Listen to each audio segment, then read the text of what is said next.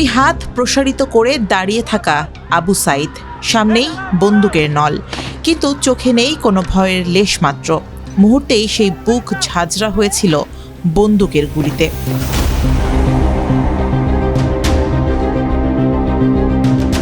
2024 সালের 16 জুলাই রংপুরের রাজপথে বেগম রোকেয়া বিশ্ববিদ্যালয়ের শিক্ষার্থী আবু সাঈদের সেই মহাকাব্যিক আত্মত্যাগ কাঁপিয়ে দিয়েছিল 56,000 বর্গমাইলের ভিত। সেই এক ফোঁটা রক্ত আর বুক পেতে দেওয়ার সাহস যেন এক লহমায় বদলে দিয়েছিল বাংলাদেশের গতিপথ।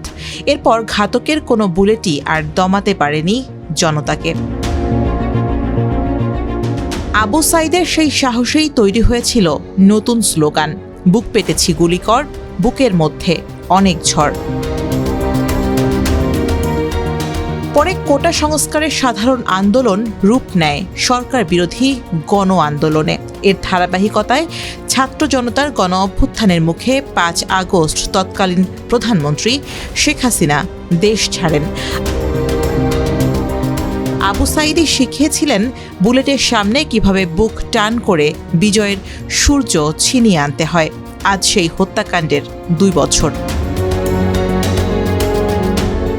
তবে যে আবু সাঈদের মৃত্যু নাড়িয়ে দিয়েছিল গোটা দেশ, কতটা অগ্রগতি হয়েছে সেই হত্যা মামলার।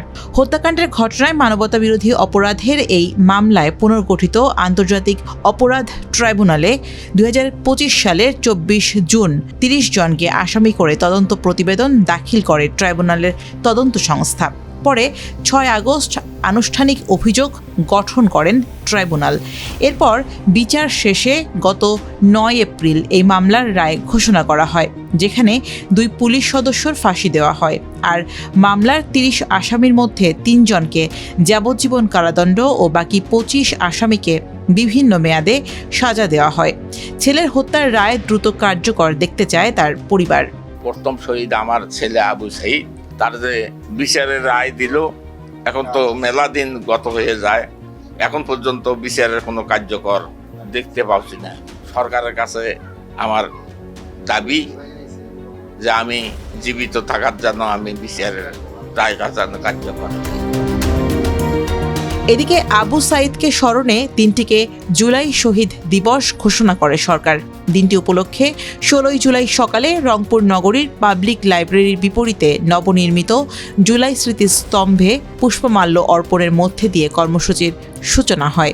এর আগে বেগম রোকেয়া বিশ্ববিদ্যালয়ের উপাচার্য ডক্টর শওকত আলী সহ জুলাই যোদ্ধারা শহীদ আবু সাঈদের কবর জিয়ারত করেন। গণতন্ত্রকে যেমনি প্রাতিষ্ঠানিক রূপ দিতে চাই, তেমনি জুলাই সনদকে অক্ষরে অক্ষরে বাস্তবায়ন করতে চাই। এখন বিরোধী দল মাঝে মধ্যে যে মেঠু বক্তৃতা করেন, সেটা তো তাদের রাজনৈতিক বক্তব্য।